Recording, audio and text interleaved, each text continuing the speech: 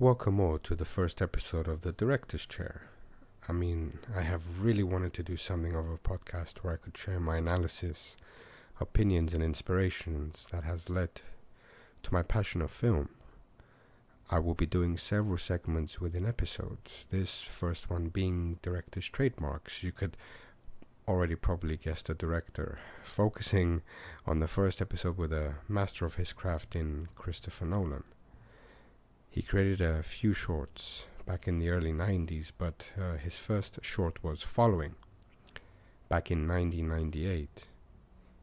Even at first viewing you could see the trails and clues he left before a dramatic conclusion as to all of his films. The first film which I saw of his was Memento, back on DVD in 2004. Until then and now in present 2020 I have watched it perhaps 4 or 5 times, due to its quality but also to the sheer mystery of it. How Nolan challenged the spectator and left clues for the audience to solve. His next big feature would be Batman Begins, where he re-announced himself on the filmmaking stage.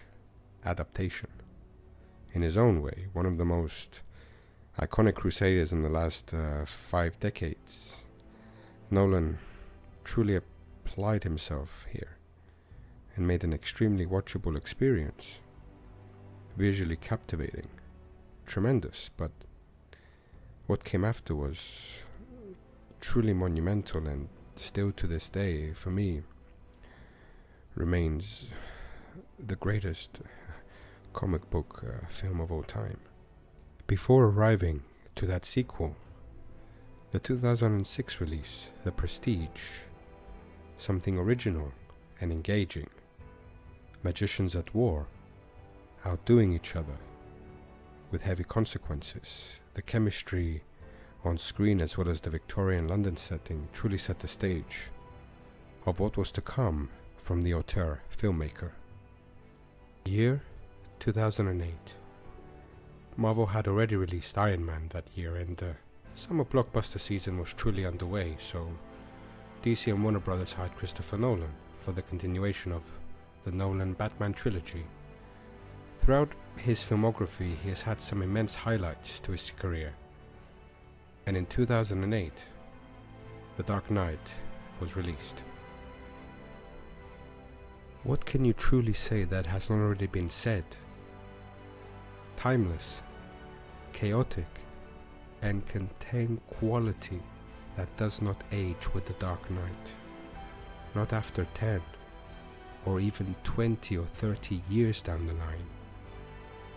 Heath Ledger, speechless from his performance. The absolute flow of this has left me myself speechless, and repeated viewing of it sparks new memories and ignites even more respect for the director.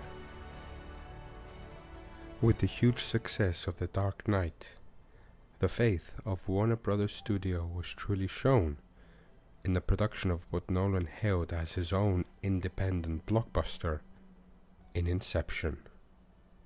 Casting DiCaprio as the lead against a monumental and original backdrop, nothing quite like it on a huge scale, it cemented Nolan's place as an iconoclast in the faith of Warner Brothers Studio in the filmmaker.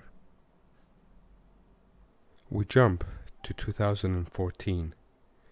With his Batman trilogy done and dusted, he would continue to be a consultant in further DC projects such as Man of Steel, but Nolan felt that there was a genre he would yet explore. In science fiction, Interstellar. A feat of humanity, time and space, intertwined with the relationship of father and daughter across time.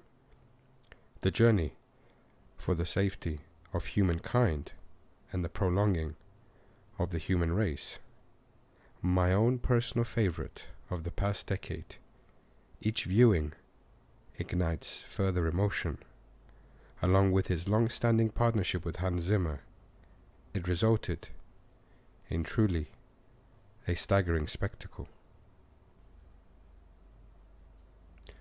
Dunkirk in 2017 would prove to be a more personal project for Nolan. A war film which did not feel as such, but had the thrill of one. Superb visuals as well as sound. It was a more low-key film for Christopher Nolan. The 3-year gap after the release of Dunkirk, and all was quiet until whispers of a new Nolan production suddenly surfaced.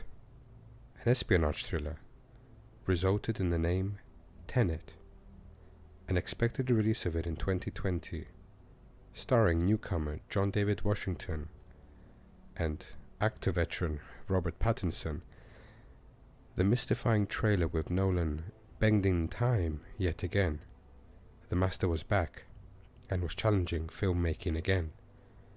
In the time of reboots, remakes, and unnecessary sequels, it is Nolan who still restores film as a medium of originality, thrill, and sheer experience of the definition of cinema. Thank you for listening to my first episode with the Directors Trademark segment. There will be many other segments focusing on different aspects of films. As a whole, I look forward to sharing them with you. Thank you again.